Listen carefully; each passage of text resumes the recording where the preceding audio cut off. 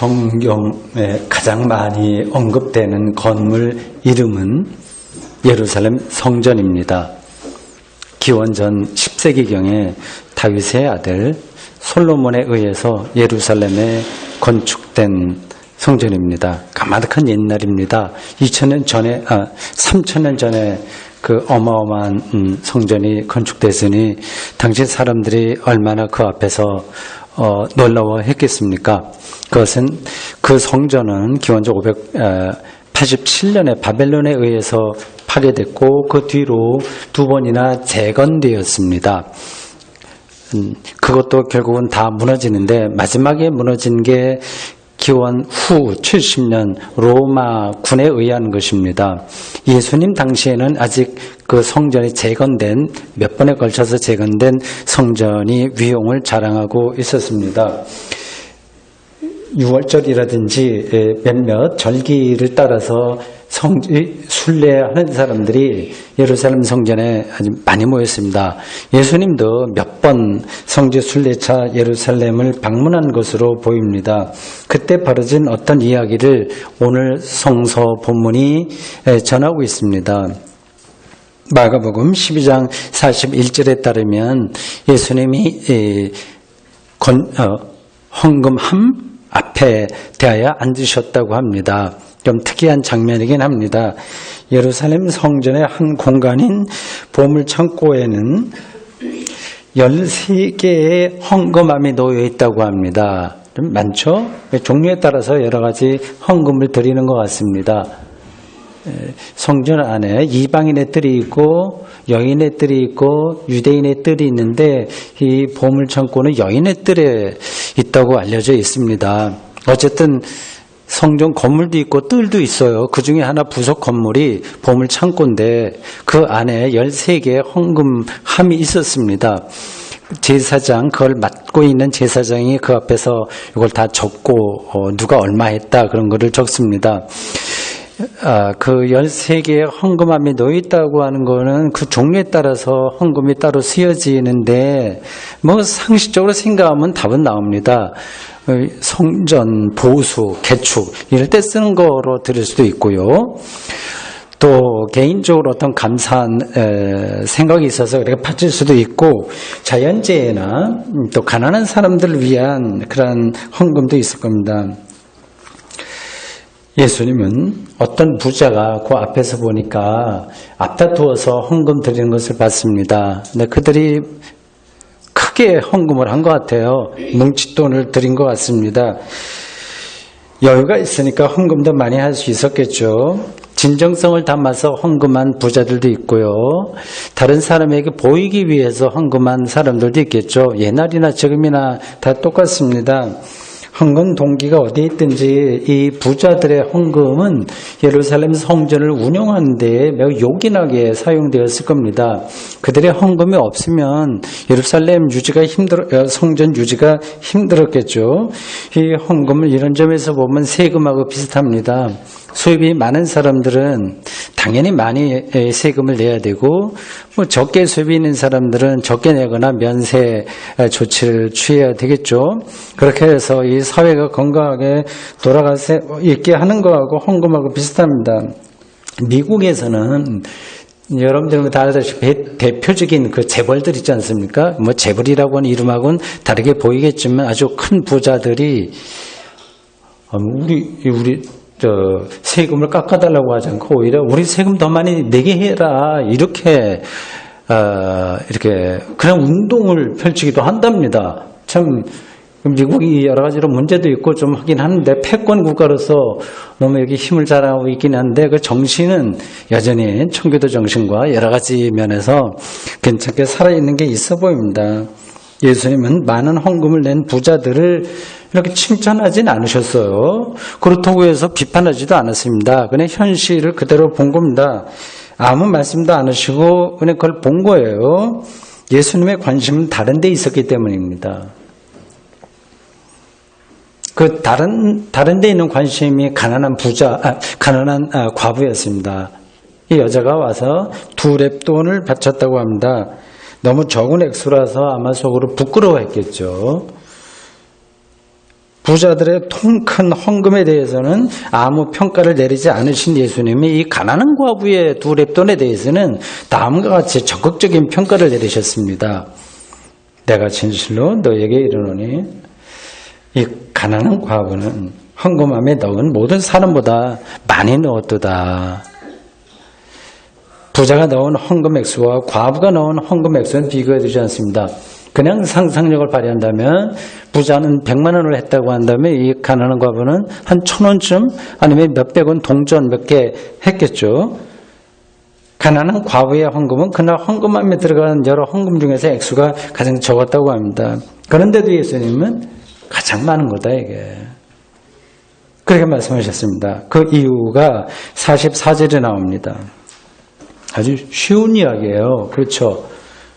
다른 이들은 풍족한 중에 넣었지만 과부는 궁핍한 중에서도 자신의 모든 소유, 이거 좀 과장되긴 한 것 같아요. 요거밖에 없진 않겠지만 그 적절한 표현입니다. 모든 소유에 해당할 정도의 그 의미죠. 이 두 렙돈이라고 하는 게 이 과부에게는 그런 의미입니다. 그 생활비 전부를 넣은 것이나 마찬가지라는 겁니다. 이 가난한 과부는 무슨 이유로 예수님 보시기에 전 재산에 해당할 정도의 액수, 다른 것하고 비교해서는 푼돈이나 그거를 헌금함에 넣은 것일까요? 아무리 노력해도 이 가난을 벗을 수 없으니 마지막 남은 거 다 넣고 굶어 죽자 이런 그 막다른 생각이었을까요? 그 엘리야 사건인가 거기엔 비슷한 이야기가 나옵니다. 그동안 헌금을 하지 않아서 당신이 가난한 거야 이런 말을 친구에게 들었기에 부자가 되기 위해서 아니면 평범하게나마 먹고 사는 걱정을 하지 않게 해달라는 그런 간절한 마음을 모아서 자기의 모든 생활비를 헌금함에 넣은 것일까요? 그 속사정을 우리는 모릅니다. 중요한 것은 이 가난한 과부가 바친 두 렙돈은 그녀의 전 재산이었다는 사실입니다. 이것은 곧 그녀가 자신의 인생 전체, 삶 전체를 하나님께 바쳤다는 의미입니다. 이게 가능한 이유는 자신의 인생이 하나님의 손에 달렸다는 사실을 이 여자는 확신했다는 데 있습니다. 마치 어린아이가 걷지도 못하는 어린아이나 이제 아장아장 걸을 수 있는 아이가 자기 아빠에게 자기를 완전히 맡겨서 공중부양하더라도 아무 두려워하지 않는 것 같습니다. 그런 거 해보셨죠? 아이 들고 이제 공중으로 들어도 이렇게 던져도 애는 걱정하지 않습니다. 하나님을 실제로 신뢰하는 사람은 신뢰하는 척하는 게 아니라 실제로 신뢰하는 사람들은 자신에게 무슨 일이 일어날지를 걱정하지 않습니다. 무엇을 먹을까 마실까 하는 걱정에 묶이지 않습니다. 하나님이 선한 분이시기 때문에 자기에게 일어나는 일은 그리고 자기 주변에 일어나는 일은 모두가 다 선하다는 믿음이 있기 때문입니다. 이게 믿음의 신비이기도 하고 능력이기도 하고 실체이기도 합니다. 모든 게 자기에게 일어나는 일들은 하나님과의 관계에서 선하다는 것을 뚫어볼 수 있는 힘입니다. 이런 믿음이 있는 사람은 자신의 전 재산인 두 렙돈을 헌금함에 넣는 태도로, 이 태도가 중요한 거예요. 그런 태도로 세상을 그리고 인생을 살아갑니다. 보통의 경우에는 이 가난한 과부처럼 행동할 수 없습니다. 대다수 가난한 사람들은 형편이 괜찮은 사람들보다 더 좀 위축돼서 삽니다. 실제로는요. 생존이 위태롭기 때문에 그럴 수밖에 없습니다. 이런 점에서는 최소한의 생존은 그 잘났던 못났던 게을렀던 부지런했던 운이 좋았던 나빴던 국가가 책임져주는 사회가 되도록 노력해야 됩니다. 최소한의 생존은 보장돼야 합니다. 그렇게 가난한 사람들이 위축돼서 산다는 것, 일전에 서울 어딘가 고시방인가요? 거기서 이동직 노동자들이 수십 명이 죽었다는 소식을 듣는데, 그렇게 위축된 위축돼서 살아갈 수밖에 없는 거죠. 이제 국가 차원에서 그 문제는 해결해야 됩니다. 그건데 더 큰 문제는 가난하지 않은데도 불구하고 생존에 대한 염려에 묶여서 산다는 사실입니다. 가난하지 않는데도. 이것이 현대인들의 전반적인 심리 상태라고 해도 과언이 아닙니다. 자신의 일상이 파괴될까, 그런 두려움이 현대인의 무의식까지 지배하고 있습니다. 이런 두려움은 어제 오늘의 일이 아닙니다. 기원전 6세기 바빌론 포로 신세로 살던 이스라엘 백성들에게 이사야가 다음과 같이 말씀을 선포합니다. 너는 어떤 자이기에 죽을 사람을 두려워하며 풀같이 된 사람의 아들을 두려워하느냐. 너를 멸하려고 준비하는 저 학대자의 분노를 어찌하여 항상 종일 두려워하느냐. 이사야 51장 12절에서 13절입니다. 이런 두려움을 극복하기 위해서 더 많은 돈이 필요하다고 사람들은 생각합니다. 이건 아주 자연스러운 생각입니다. 북한 핵이 두렵기 때문에 더 큰 군사력을 키워야 된다고 생각합니다. 흔히 말하듯이 마모니즘, 배금주의가 한국 사회와 한국 교회 전체를 지배하고 있습니다. 두려움으로 인한 증상들입니다. 실제로 가난하면 삶이 고단해지는 거 아니냐. 특별히 자본주의 체제 아래서는 어쩔 수 없는 거 아니냐. 그런 주장이 가능합니다. 이게 무슨 말인지 제가 이해가 갑니다. 제가 이해는 하지만 동의하지는 않습니다. 그러한 주장은 가난한 교회에서는 신앙생활에 행복하지 않다는 말과 마찬가지이기 때문입니다. 제가 자주 비교하는 이야기인데, 가난한 교회에서 행복한 신앙생활이 가능하다면 실제로 일상생활에서 가난하게 살아도 행복할 수 있다는 말이 됩니다. 똑같은 거 아닌가요? 상투적인 말처럼 들릴지 모르겠지만 가난은 불편할 뿐이지 행복 여부와 직결되지는 않습니다. 다 아는 얘기예요. 제가 상투적인 얘기를 해서 미안합니다. 가난하기 때문에 할 수 없는 일과 가난하더라도 할 수 있는 일이 무엇인지 생각해 보십시오. 아주 실질적으로 생각해 보십시오. 어느 쪽이 더 많을까요? 가난하기 때문에 할 수 없는 일과 가난하더라도 할 수 있는 일, 어느 쪽이 더 소중할까요? 가난하기 때문에 할 수 없는 일들은 부자가 되어야만 할 수 있는 일들입니다. 손에 꼽아 보십시오. 좋은 집과 좋은 자동차, 해외여행, 거액, 교회에서는 거액 헌금, 명품 드레스, 인류 호텔 뷔페, 비싼 명화 그림, 도자기 구입 등등입니다. 이건 부자가 되어야만 할 수 있습니다. 이런 것들을 통해서 얻을 수 있는 기쁨이 있습니다. 분명히요.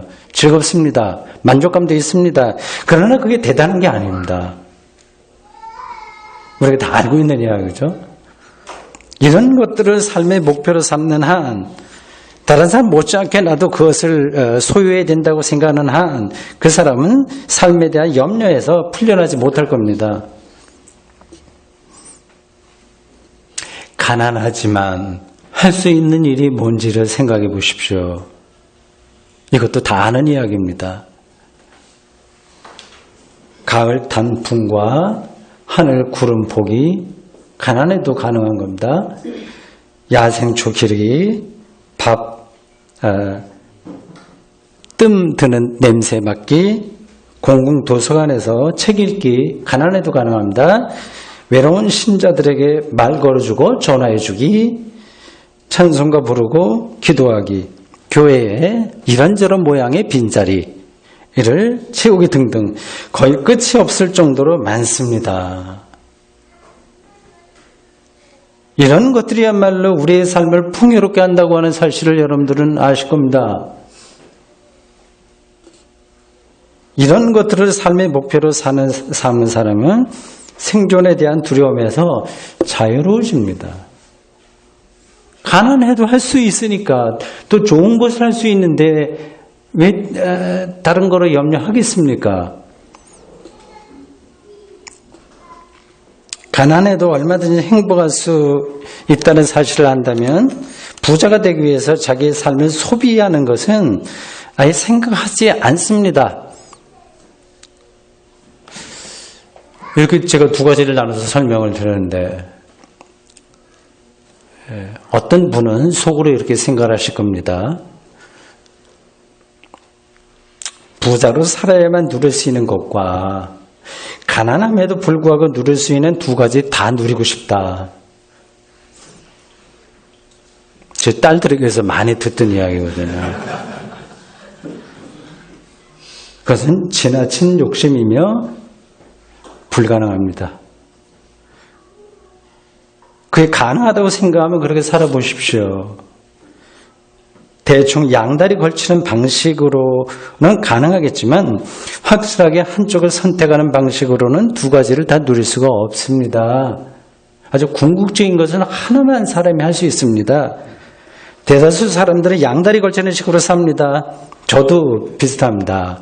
가난함에도 불구하고 누릴 수 있는 삶의 것들에 몰두하지 못합니다. 다만 삶의 중심을 어디에 놓아야 하는지는 충분히 알고 있어서 그쪽 방향으로 진도를 내도록 노력하면서 살아갈 뿐입니다. 여러분도 그럴 거라고 제가 생각합니다. 가난한 이 과부의 헌금에 대한 이야기 바로 앞에 어떤 다른 이야기가 나옵니다. 서기관에 대한 이야기입니다. 이게 서로 대비되는 이야기예요. 서기관은 고대 이스라엘 사회에서 지도층에 속합니다. 그들은 하나님의 말씀과 율법을 그 당시는 율법과 실정법의 분리가 안 됐기 때문에 그냥 법 전문가들이라고 할 수 있습니다. 뭐 변호사, 판사, 검사, 거기에 연관된 사람들, 또 법대 교수들, 하여튼 지도층 인사들입니다. 누구나 부러워할 만큼 사회적으로 지위와 명예가 높은 사람들입니다. 서기관, 율법학자들입니다. 그런데 예수님은 대뜸 그들을 삼가라, 조심해라, 거리를 둬라, 멀리해라 이렇게 말씀하셨습니다. 그 이유에 대해서 예수님은 조목조목 말씀하셨습니다. 38절과 39절이 묘사하는 것을 들어보십시오. 이 서기관들은 긴 옷을 입고 다닌다. 지금 이 강단에서 제가 목사 예배를 인도하는 자로서 설교를 전하는 사람으로서 입는 이 가운하고 비슷한 겁니다. 특별한 그 율법학자들이 입고 길거리를 다니곤 했습니다. 좀 멋있는 거죠. 두드러지는 거죠. 자신의 지위를 사람들이 단박에 알아볼 겁니다. 그리고 시장에서 이 사람들은 사람들이 많이 다니는 곳이죠. 저작거리예요. 거기서 사람들에게 인사받는 것을 좋아했습니다. 회당 자리에서 높은 자리에 앉고 잔치에 상석에 앉고 싶어 합니다. 자타가 그를 다 인정하던 시대입니다. 한마디로 다른 이들보다 잘났다고 하는 것을 확인하려는 욕망에 사로잡혔다고 하는 겁니다. 사람들은 대개 이런 방식으로 삽니다. 이제 크고 작거나 그게 아주 강력하게 우리의 삶을 지배하고 있습니다. 어떤 사람들은 노골적으로 잘난 척하고요. 어떤 사람은 세련된 방식으로 우회하는 방식으로 그렇게 잘난 척하는 겁니다. 네, 교만한 거죠. 이게 인간 죄의 본질입니다. 저도 거기서 예외가 아닙니다. 성경이 그거를 죄라고 얘기하는 겁니다. 성 어거스틴은 어느 기도문에서 이를 가리켜서 이렇게 말했습니다. 사람들이 나를 두려워하고 사랑해 주기를 바람으로써 나를 두려워하고 나를 사랑해 주기를 바람으로써 어떤 즐거움을 누리려는 욕구, 이런 욕구로부터 벗어나는 일은 혁명적인 변화가 없으면 불가능합니다. 그림자와 같이 우리를 이게 물고 있습니다. 인간의 본질입니다. 대충 그렇게 살아도 어쩌겠습니까? 그걸 완전히 벗어나기 힘든데, 그건 뭐 어쩔 수 없다. 저도 저 자신이나 주변을 보면서 그래도 저 정도 자기를 컨트롤하면서 살면 되지 어떻게 하겠나 그런 생각을 합니다. 근데 그런 방식으로는 영혼의 만족이 생명 충만이 불가능하다는 데 문제가 있습니다. 거지가 구걸하듯이 자기를 인정해달라고 평생 두리번 하면서 삶을 다 보내는 것과 같습니다. 40절은 서기관의 문제를 좀 더 노골적으로 묘사합니다. 두 가지입니다. 첫째는 과부의 가산을 삼켰다고 합니다. 그들이 과부의 재산을 노골적으로 빼앗은 건 아닙니다. 그들은 실정법을 어기지 않습니다. 지식인들은 그렇게 무식하게 하지 않습니다. 이 경우는 어떤 거냐 하면 이 율법학자 서기관은 그 과부 이런 사람들 배운 것도 없고 아무것도 없잖아요. 배경도 없고 백도 없으니까 율법학자에 와서 이거 어떻게 하면 되냐 좀 율법에 따라서 좀 가르쳐 달라 하면 그거 가르쳐 주고 이제 돈을 받는 겁니다. 그걸 터무니없이 받는 경우도 제법 있었던 것 같습니다. 요즘으로 말하자면 지나치게 높은 수임료를 받는 변호사 그런 것들입니다. 둘째, 그들은 위선으로 길게 기도했습니다. 자신의 종교적인 카리스마를 사람들에게 보이려고 하는 행동입니다. 그래서 그 당시에도 그 율법학자나 또 당시 랍비나 이런 사람들의 책 중에서 글 중에서 뜻있는 사람의 글에는 공식 모임에서 짧게 기도하고 개인적으로는 길게 기도해라 그런 가르침도 있습니다. 예수님은 서기관의 위선을 짚으신 다음에 결론적으로 그들이 엄중한 판결을 받게 될 것이라고 단언하셨습니다. 공동번역으로는 이렇습니다. 이런 사람이야말로 어떤 사람이요? 율법학자, 서기관, 시장에서 인사받기 좋아하고 흐뭇해하고 등등등등 위선으로 길게 기도하고 하는 그런 사람이야말로 그만큼 더 엄한 벌을 받을 것이다. 두려운 말씀입니다. 이제 이거를 그냥 우리는 그러려니 내 덕담 정도로 지나가는데 엄청난 말씀입니다. 우리는 모두 서기관처럼 되려고 안간힘을 쓰죠. 그리고 우리 자식들도 그런 자리에 올라가기를 바랍니다. 사회적인 지도층 인사 말입니다. 그런데 이런 사람들이 더 엄한 벌을 받는다면 그런 자리에 올라가지 않는 게 나은 거죠.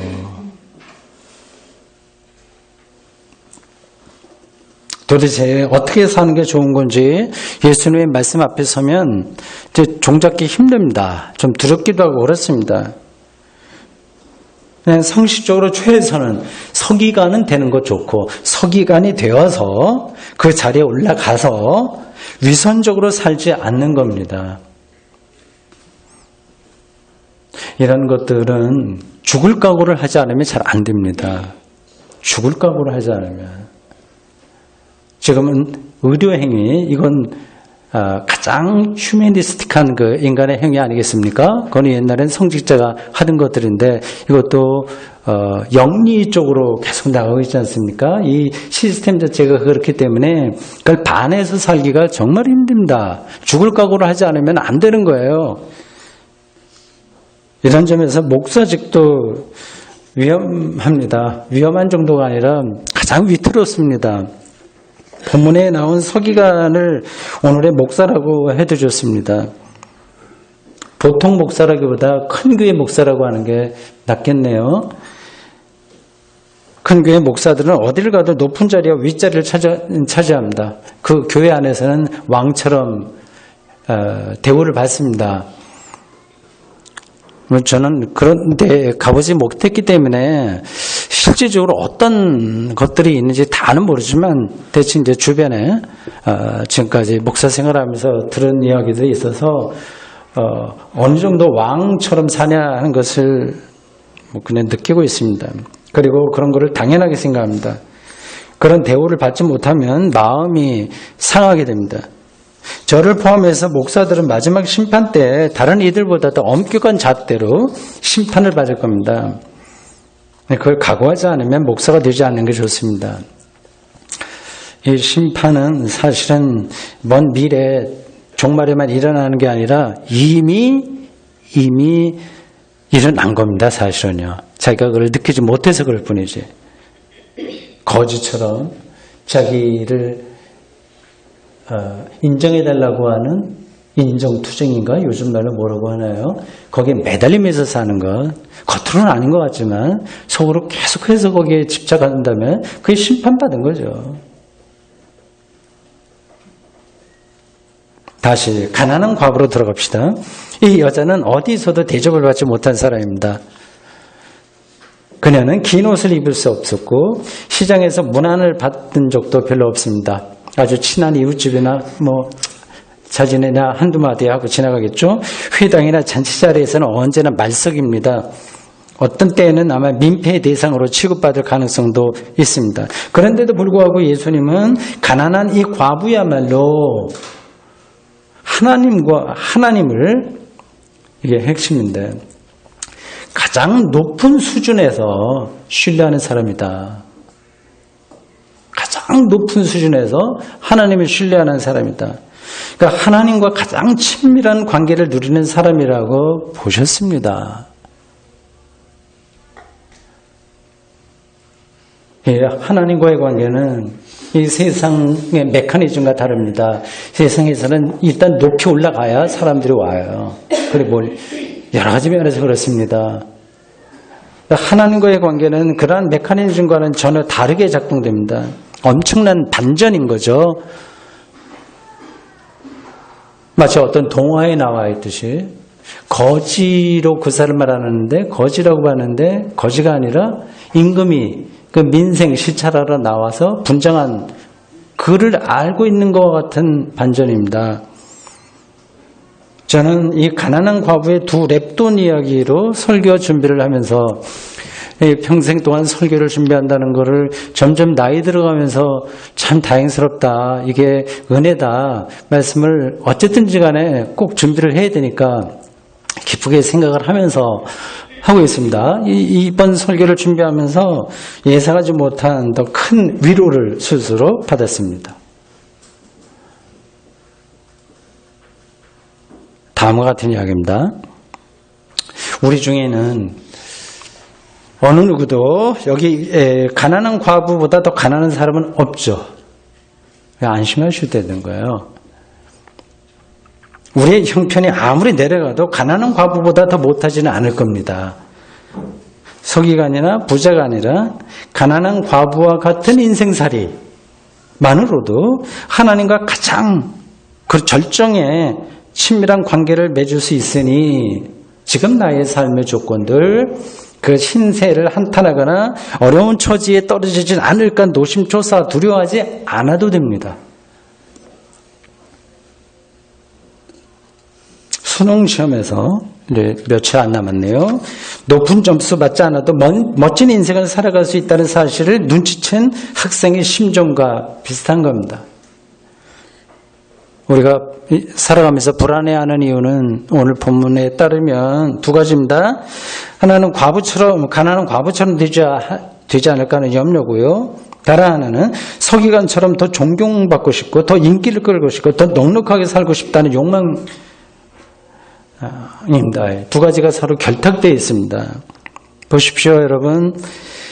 여기 인생의 가장 밑바닥에 놓인 가난한 과부가 더 정확하게 얘기하면 이 과부만이 예수님으로부터 인정받았습니다. 여러분도 똑같이 인정받을 수 있습니다. 어떤 상황에서든지요. 우리에게 친숙한 기독교 용어로 바꾸면 여러분도 구원받을 수 있고 그리고 의롭다고 인정받을 수 있습니다. 사회적인 지위 고하에 상관없이 생명 충만함, 성령, 그야말로 생명의 영인 생명 가득함, 영혼 만족에 이를 수 있습니다.